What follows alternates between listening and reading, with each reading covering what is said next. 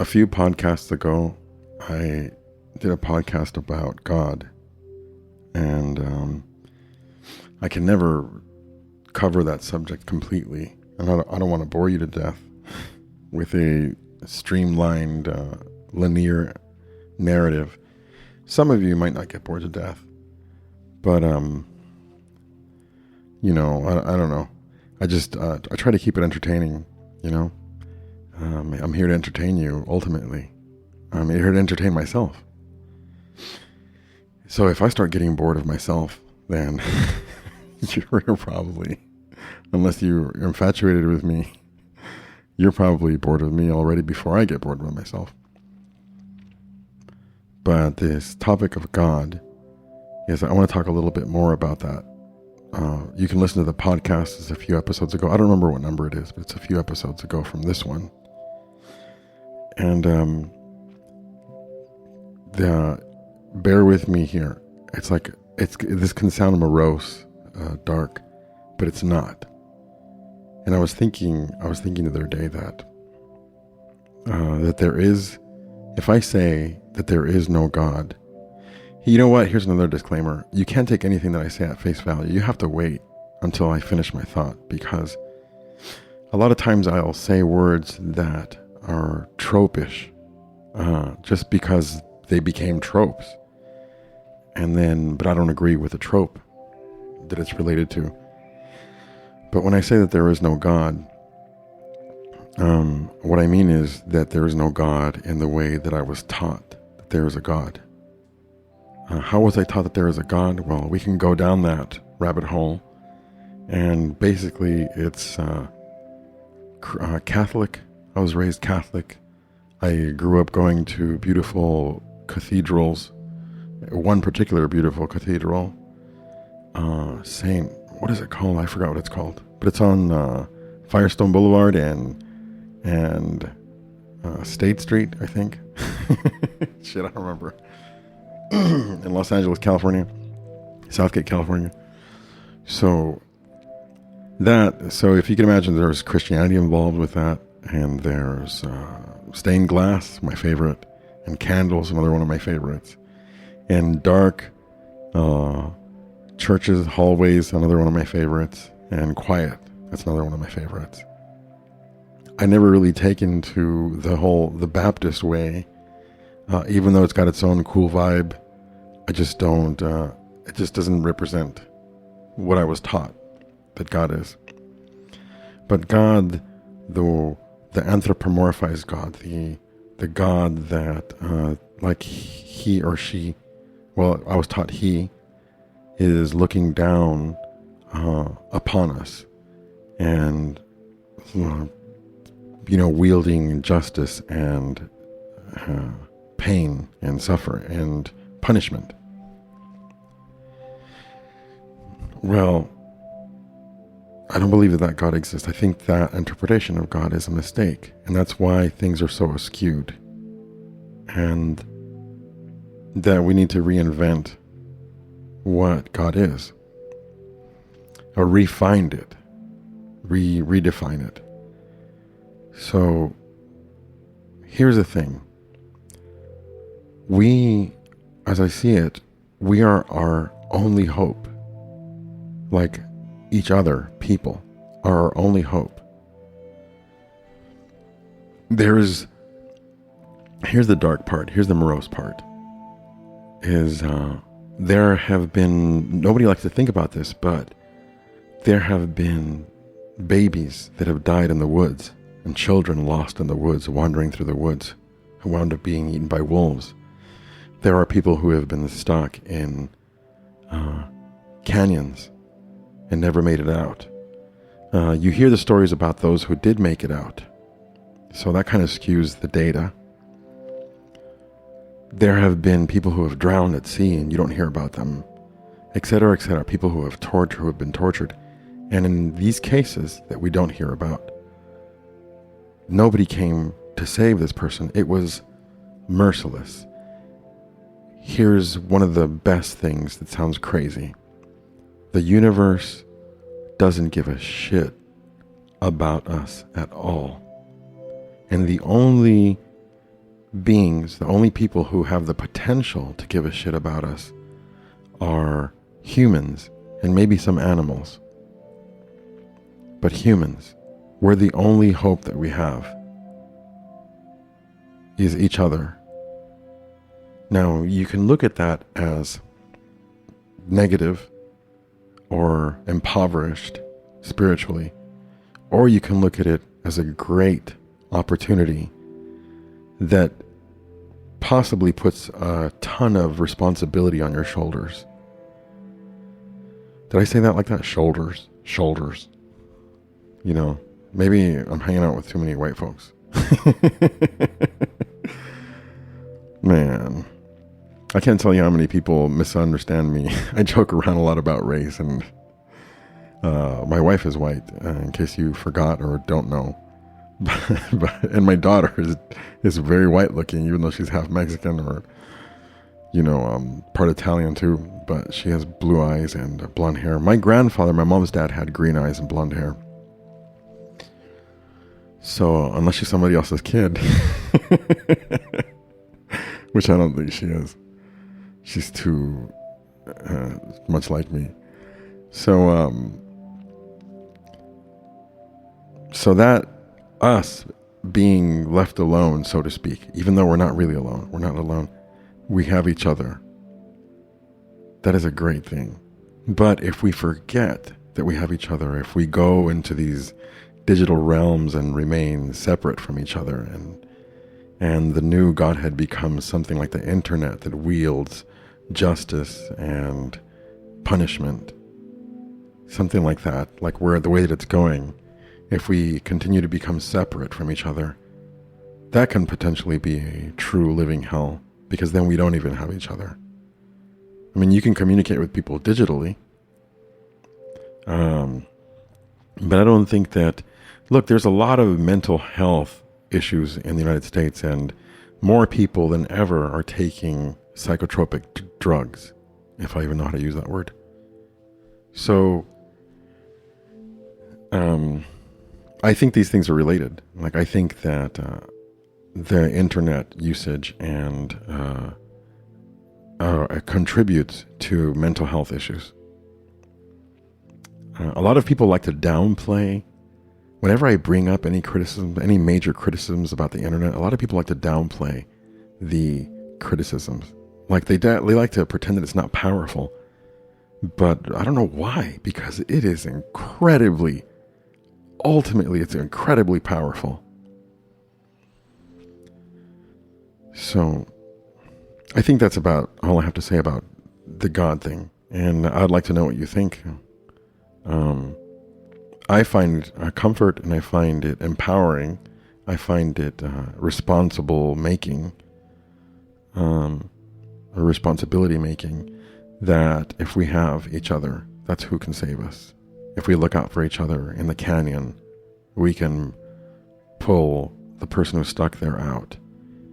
If we don't raid and pillage each other's villages, there will be no lost children wandering through the woods in the cold. If I get really dark, I can think about this for about a minute and think about all the things that have happened to people. But I can only tolerate so much of that because it's just so sad. And I think the internet taught me to make compilations in my head of pornography. No, I think the internet taught me to make compilations in my head of violent images. Like you can go on YouTube and see a collection of violent images from such and such country or this country or whatever. It doesn't really work that way. I don't think you're supposed to dwell on 12 beheadings at once. I think beheadings are a rarity in our time, and that it's not something that people experience on the regular. But it does make me wonder, like people like with the Huns or the Khans, how they beheaded so many people. The people who were doing the beheading. If PTSD works how we say, how it's popularized to work, the description of it, how it's popularized today, if it works that way, those people must have been really screwed up mentally. Anyway, that's a different topic. The Huns and PTSD. I went to, I'll tell you what, look, you know what? I gotta move on from that topic.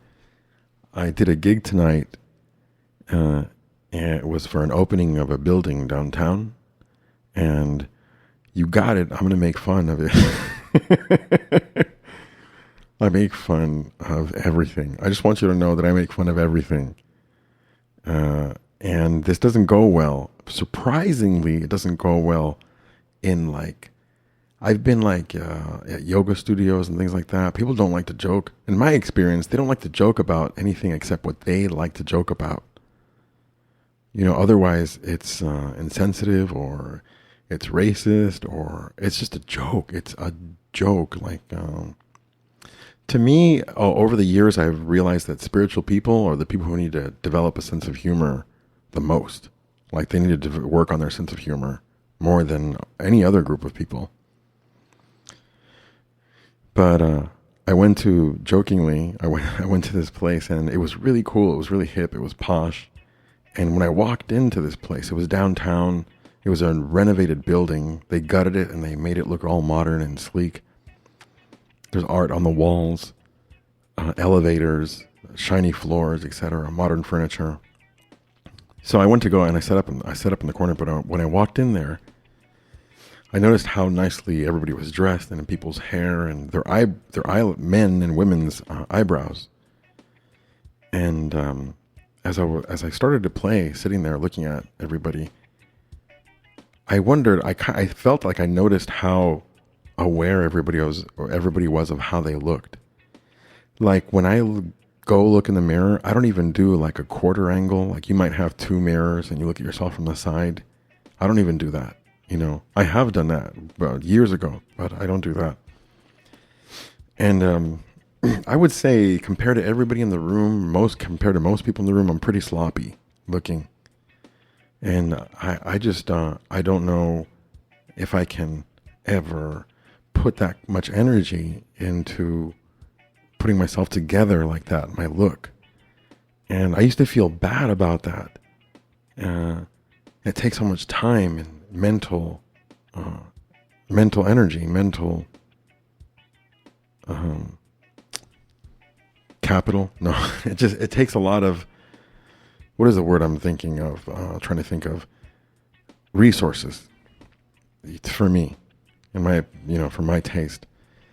But it would be nice if I could look like that. I have musicians friends that I work with that look great. Like, they dress up well.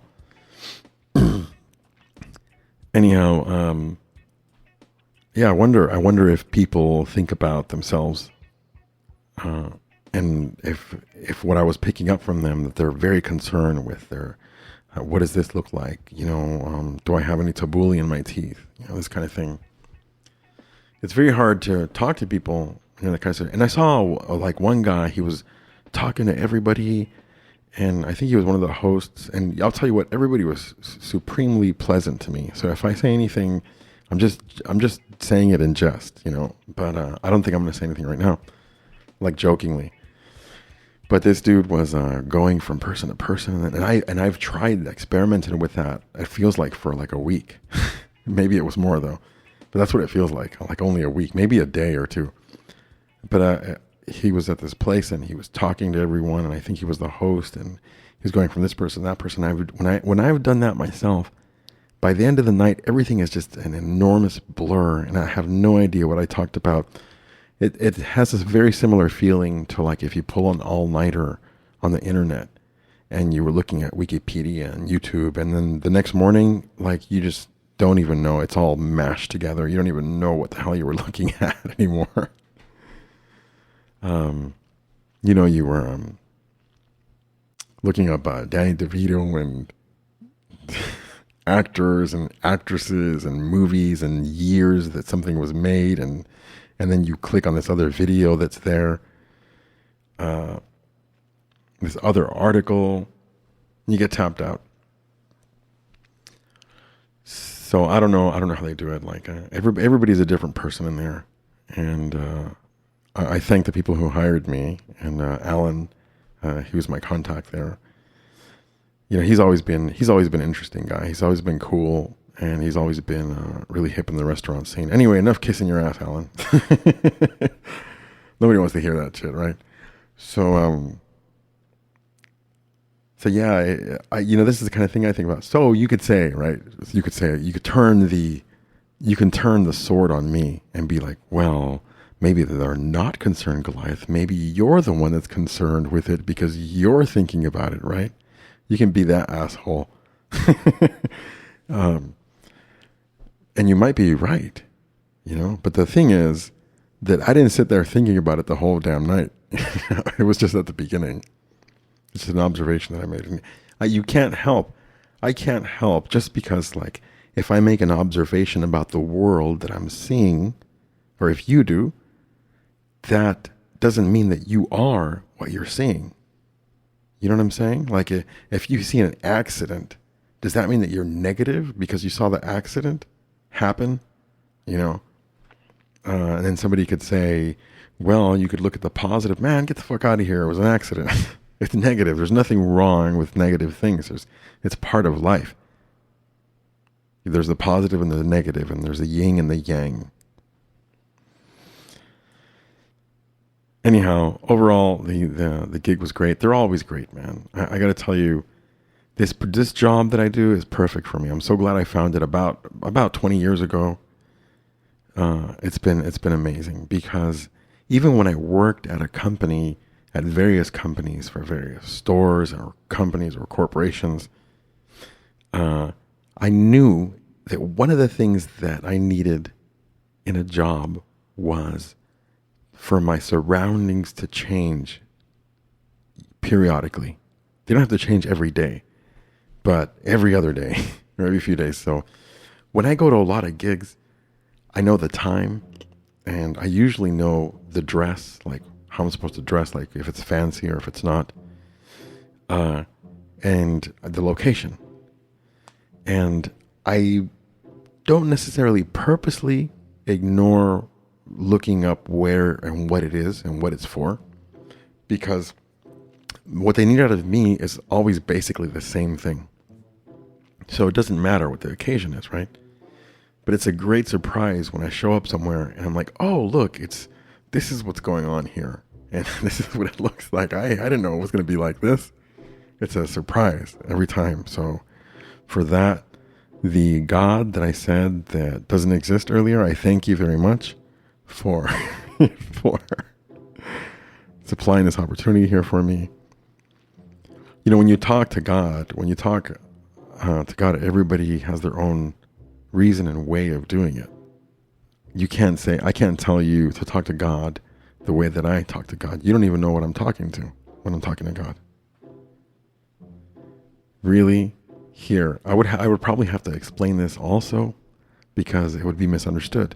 There's a lot of things that I've calculated myself, that I've formulated myself. Like I always say that my people try to say your people are Mexicans, or your people are people from Florida, or your people are from California, or you're from the West Coast, etc., whatever. My people are people who strive to make their own calculations in life. That's who my people are. Why was I saying that? Because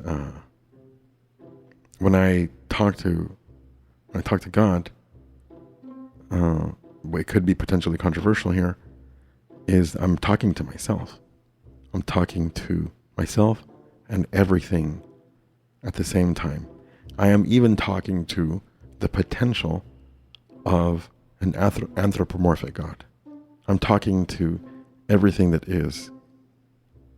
And everything that is because it's here. You know what? I should quit now, because I'm gonna get loopy over here.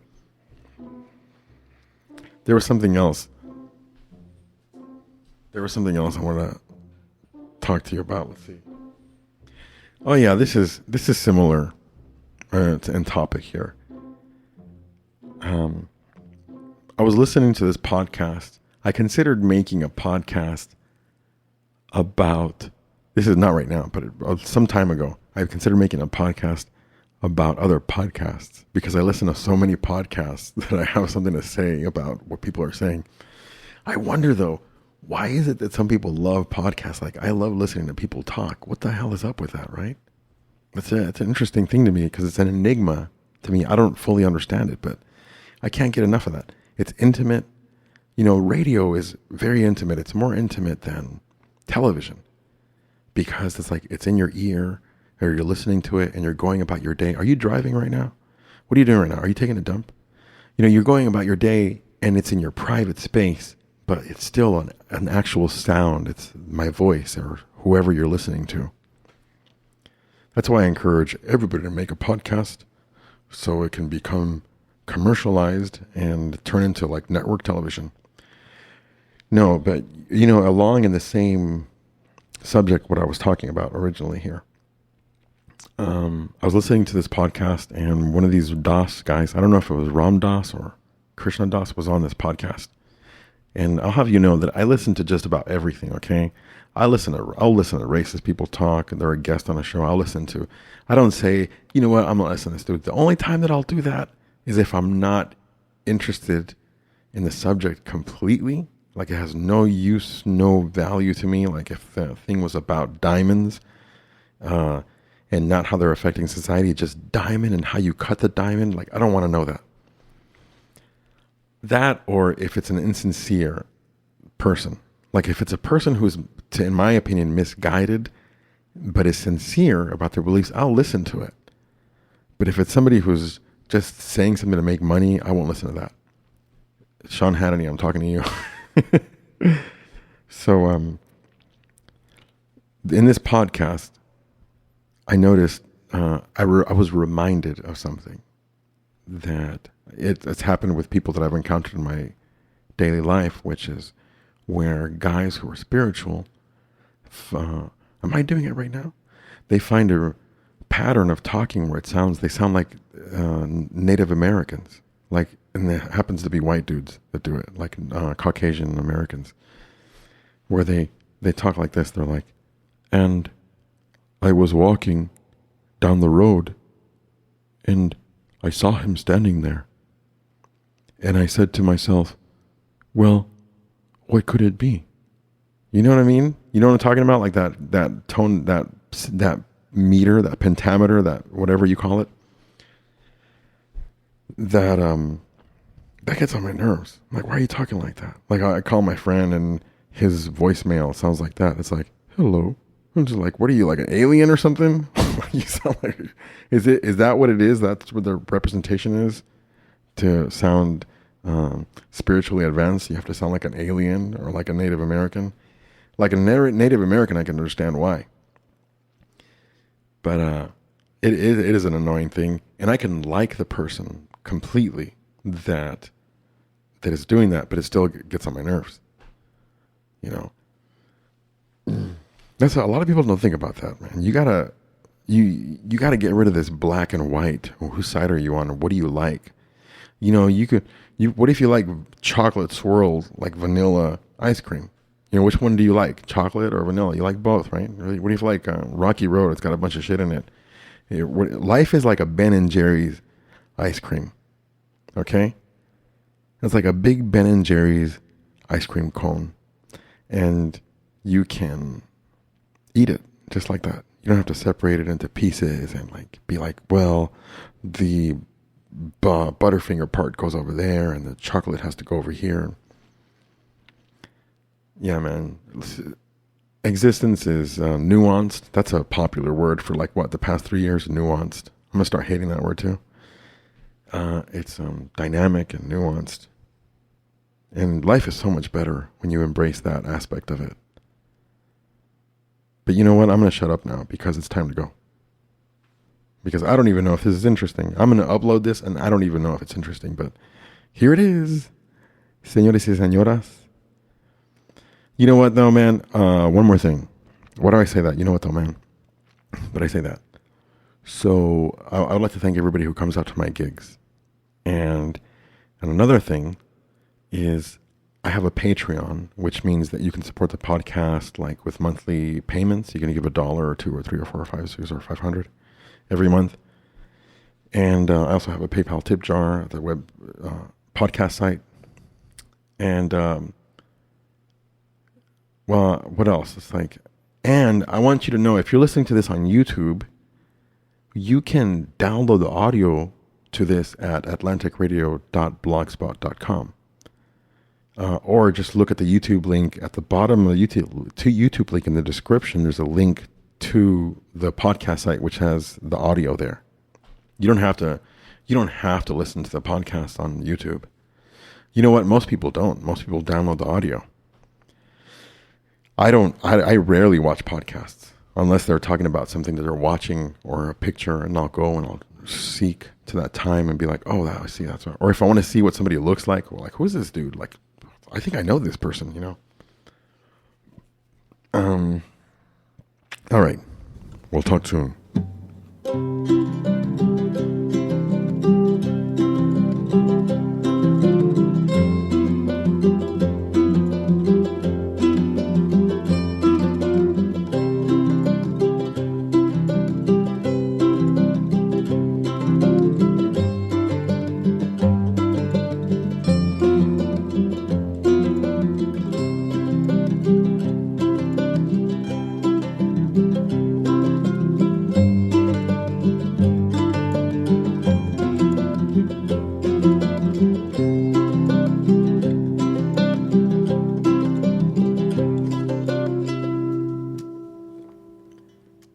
So the topic of hoarders came up.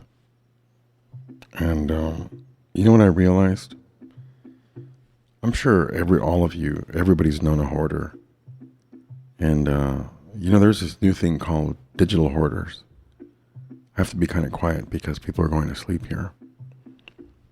But there's this new thing called digital hoarders where people start hoarding saved things and favorites and bookmarks and internet, like Netflix movie queue items, things to watch next on YouTube.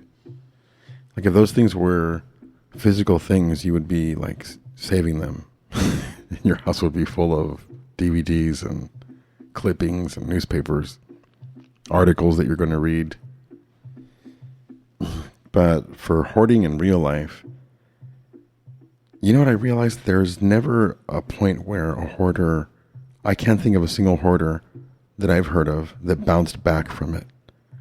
Like they said one day, you know what? I'm not going to do this anymore. And they cleaned up their whole place. Usually they end up passing away in the house, or they end up passing away and their house is like that. They go somewhere else, or maybe the city kicks them out. I don't know. And yeah. And do you ever wonder at what point did the hoarder become a hoarder? Like what kicked it off? Right? Like, so you save a newspaper and a magazine, and then when does it start? When you save 10? Or when you get to 100? There's a point there where it just becomes like you're all in. You know what? All right, I'm all in on this. I'm going to become a hoarder. Not that you say that to yourself, but there's that point where you become one. I guess you could say the same thing for just about everything. Like when do you decide that you're going to become a drug addict, or when do you decide that, it may be even for something positive, this mechanism may be the same. When do you decide, all right, you know what, I'm going to start working out every day? There's a saying that, I don't know if you got it from somewhere else, but I heard Joe Rogan, the podcaster, saying it, where he said, discipline equals freedom. And that really stuck with me because I've been stewing on it. I've been brewing on it. I was thinking about beer right now. But discipline equals freedom. And I think it's true, because if you have self-discipline, if you have discipline, that means you can start and stop. Start and or stop anything you want whenever you want. Like, you're like, okay, you know what? sugar's bad for me. I'm not going to eat any more sugar. Or, you know what? This is messed up. I'm getting too fat. I'm going to go start working out. And you actually do it. Right? Because if you don't have that discipline, if there's a better word for it, I don't know. But I'm sure that word discipline has a lot of militantness attached to it. But that's the best word that I could think of right now. So when you have that, you can change your life, really. You can you have control. You're not beholden to anything. You're not a slave to anything, because you can start or stop anything whenever you want. So how do you cultivate that discipline? I'm pretty sure that you start with small things, like baby steps, and it becomes like a muscle that you exercise. And then you say, I'm going to do this, and I'm not going to do that anymore. It's not like you don't have any discipline, and then you're a smoker, and then you decide, I'm not going to smoke anymore. It's probably not going to work, right? But maybe that might be the first thing that you show yourself that you have discipline with, or maybe it's something else, or maybe it's that you start taking a walk every morning, and you actually see yourself do it, and you see it through. I'm kind of serious right now, huh? I think I sound serious because I have to be quiet and I have to talk closely into the microphone. But that's cool. This is going to be that kind of a section of the podcast here. Something else I was thinking about is, forget what I was thinking about. I'll tell you about it next time. It's tomorrow's Easter Sunday. I gotta go. I hope you have a good time tomorrow. Easter Bunny, religious holiday. Whatever it is you celebrate, I hope you have a great time with your family. If you don't have a family, I hope you find one. If you don't find one, I hope you're happy with that one. I wish you the best, and have a good time for me. And like a guy that I met, Steve, every once in a while, somebody says something that works. Like every once in a while. Like that thing that Joe Rogan said, right? I had this guy, Steve Piscatelli, on my podcast, and he says, he didn't say it, but he writes in his emails, make it a great day, right? It's kind of motivational-ish in that genre of things, but it's a good collection. It's a good sentence because it gives you empowerment, and it gives you agency. I'm not crazy about that word agency, but I don't know why, because I grew up thinking about the word agency like an agent from a government organization. That make it a great day gives you agency. It gives you a sense of responsibility, that you're able to respond, that you have some influence over where this ship is going to go. So make it a great day. Or you know what? A night. Make it a great night. If you're listening to this at night or in la madrugada, or if you're listening to this early in the morning, make it a great morning. Make it a great, just do it. And what does that mean though? What does that mean? Make it a great day. Well, it means whatever you want it to mean for you, whatever it is to make it a great day. But what if for you, making it a great day is that you're going to wake up and take a bong hit and then drink a couple of beers? I don't know. That's a tough one, right? It's a tough one. So you have to, this goes back to the compass episode of the podcast I did, where I was trying to describe how to calibrate. You have to calibrate your compass before you can decipher what something like make it a great day means, right? Before you can decipher it into something positive. Like you become like an alchemist and you take this sentence and you turn it into gold. You know what? I gotta stop because I'll just keep going. And there's plenty more to talk about. Make it a great day.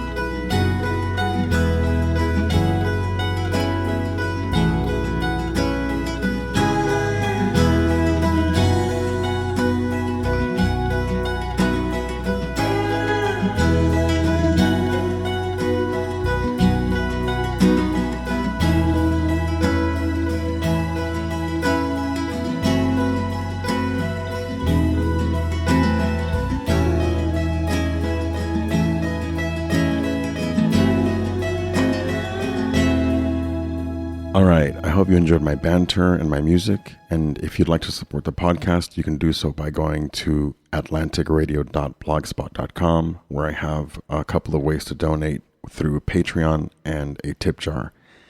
And come back soon,